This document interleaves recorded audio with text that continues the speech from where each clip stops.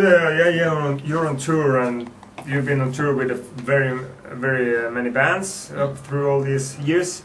This week you have been to Gran Canaria, have a vacation together with our concert, but the thing about touring, how hard is it to tour with all the shitty conditions and everything like that? Well, at some point you get used to it. You get used to the life, you get used to shitty clubs, shitty backstage rooms and stuff like that. But as you said, the bonus is like being on the stage, playing for the audience, and yeah, it's worth it. It's very tired, of course. It will take at least 1 week to get yourself after the tour is done. But in the end, it's very funny that at some stage we did a 9-week tour. I know a lot of bands haven't done such a long tour. That's not must be quite some time level. ago. 2004 it was. Yeah. But the point is, we were all so tired. We were all so worn out. But again, I got in a fight with somebody on the tour, not in the band, and I was due to be on stage 5 minutes later. And after that show, everybody came to me and, "Wow, you look real cool on stage today."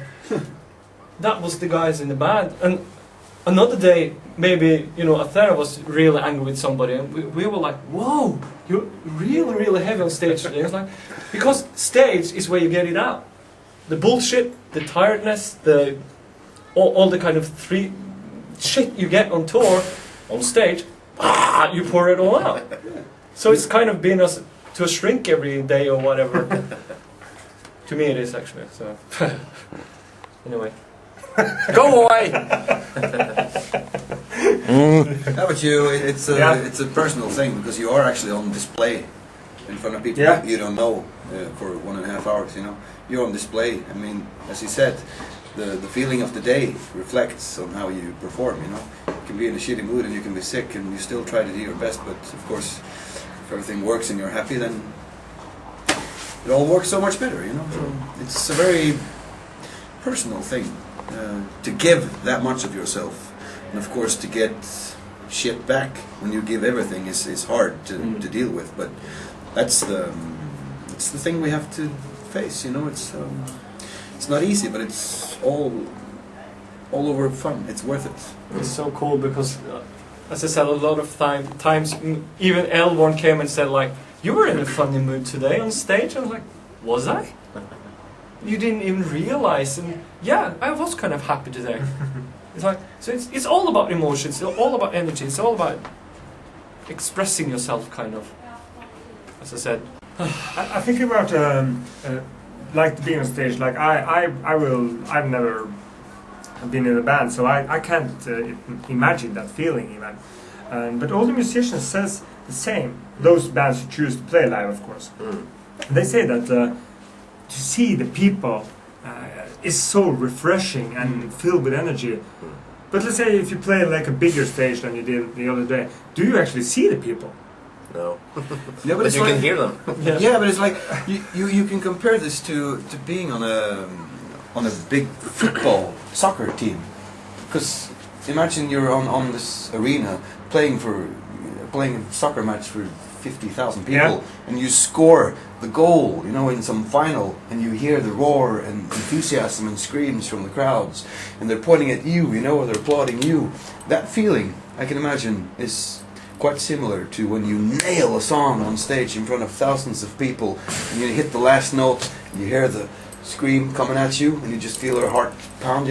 I can imagine this is quite the same feeling, that it's all on you, and you're appreciated, and you feel that you did a really good job. And I mean, this is a feeling I can live with for the rest of my life, So I try to achieve that feeling all the time.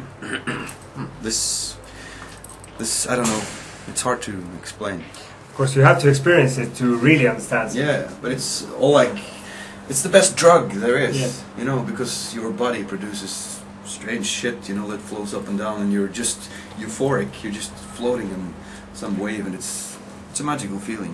I guess you have to be there to know what it's about, but that's why we do it. It's like an addiction. We need this. Nice. It's kind of a lifestyle. Being in a band. When you have like toured you get home to the more daily jobs or whatever you do, meeting the wives of children if you have, is it like, okay, 1 month, aren't we going on tour soon again? Oh yeah, so you get restless. Yeah? Oh yeah. You will. It's like when you're out there in a tire, you want to go home, and when you're home, you want to go out. Yeah. So you're never content. Oh, You've done a few videos. Yeah, 3. 3 videos. And there was one that was very special with the old couple. Well, I just think we put everything in the hands of the production company because we didn't have a really special idea or a vision for that song. I think we just gave them the song and the lyrics, and they worked out a sketch. And yeah, sure, this sounds cool. So they just pulled us into this big movie studio when they had like, I don't know how many tons of gallons of water on the floor and the white surroundings, and it was a special setting. We were placed out there on the, I don't know, feet deep in water or something with all our equipment, and how's this going to work? And they hired some well-known Norwegian actors to do the story part of the clip, apart from us being, you know, the standard playing scenes. To the foreigners, this is, if I remember right, wasn't it Sosten Krug from this? Yeah, the soap opera, longest running soap opera series in Scandinavia. That's pretty cool. Highly profiled actor, and she didn't ask for anything special. She just wanted, you know, some money and 3 bottles of red wine, and she was happy. Nice. She just wanted to do something special. And they also brought in another male actor, and they portrayed an old couple that was, you know, always bickering, and they obviously had totally lost it, and they were just arguing and threatening each other and hitting each other. And you can see in the background there's a ghost of a child, you know, a neglected child,